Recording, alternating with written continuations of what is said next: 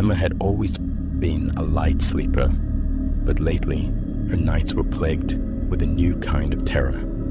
It started subtly, barely noticeable creaks and whispers in the dead of night. She dismissed them as the sounds of an old house settling, but deep down, she knew something was off. One night, Emma lay in bed, struggling to fall asleep. The room was suffocatingly quiet. She rolled over, pulling the covers tighter around her, trying to block out the nagging sense of unease. As her eyes grew heavy, she heard it. A faint, almost imperceptible scratching sound coming from the direction of her closet. She sat up, heart pounding, and stared at the closet door. It was closed, as it always was, but the sound persisted, growing louder and more insistent. Emma mustered the courage to get up and tiptoe across the room. She hesitated for a moment before flinging the door open. Nothing, just her clothes, shoes, and a few boxes. She let out a shaky breath and laughed at herself. "Get it together, Emma," she muttered, closing the door and heading back to bed. As she settled back under the covers, the scratching stopped. She sighed with relief, thinking it was all in her head.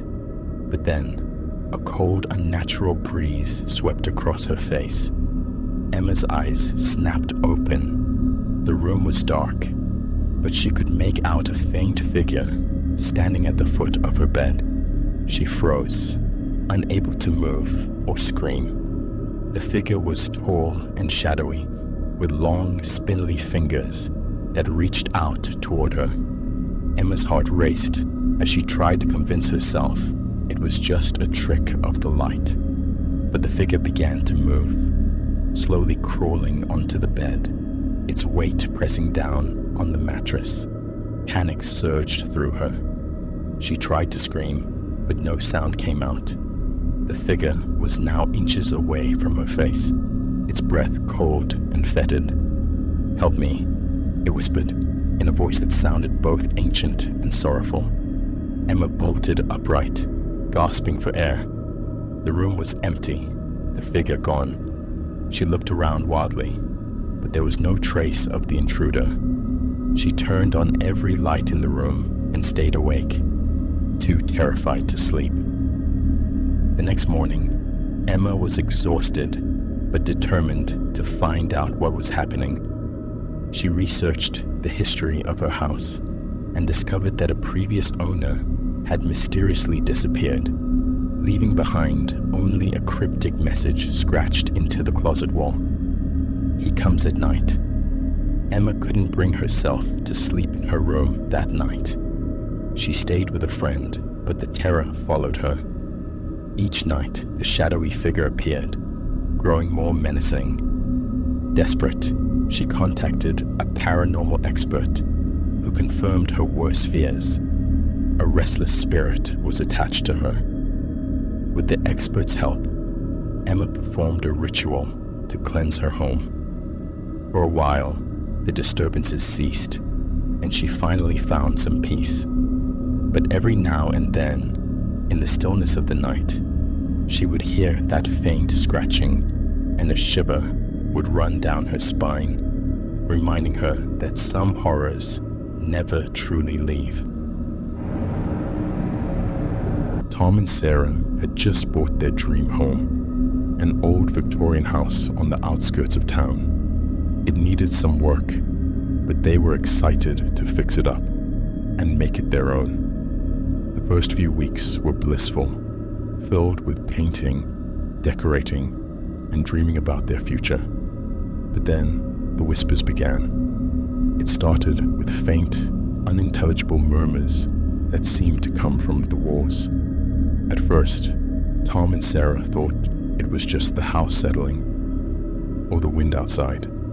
But the whispers grew louder and more distinct, until they could hear voices speaking in hushed tones, just on the edge of comprehension. One night, Tom woke up to the sound of whispers right next to his ear. He sat up, heart pounding, and looked around the room. Sarah was still asleep beside him, but the whispers continued, coming from the walls, the ceiling, even the floor. "Who's there?" Tom called out, but there was no response. The whispers faded away, leaving an eerie silence in their wake. The next morning, Tom and Sarah decided to investigate.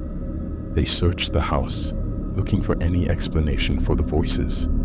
They checked the walls for hidden speakers or wiring, but found nothing. The house was old, but solidly built, with no hidden cavities or spaces where someone could hide. As the nights went on, the whispers became more frequent and more disturbing.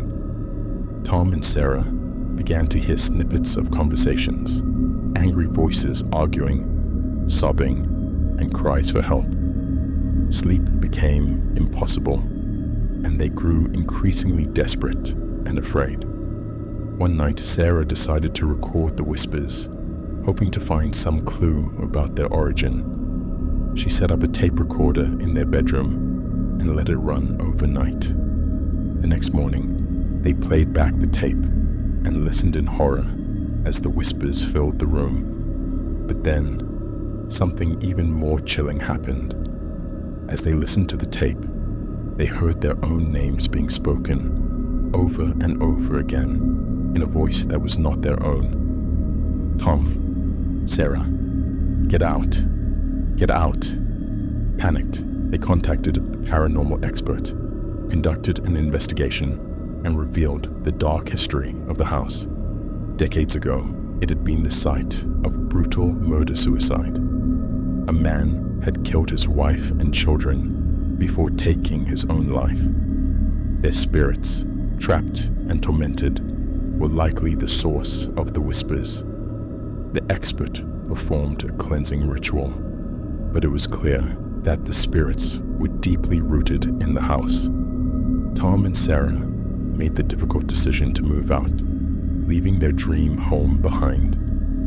As they drove away, they couldn't help but feel a lingering sense of dread, knowing that the whispers would continue, haunting whoever lived there next.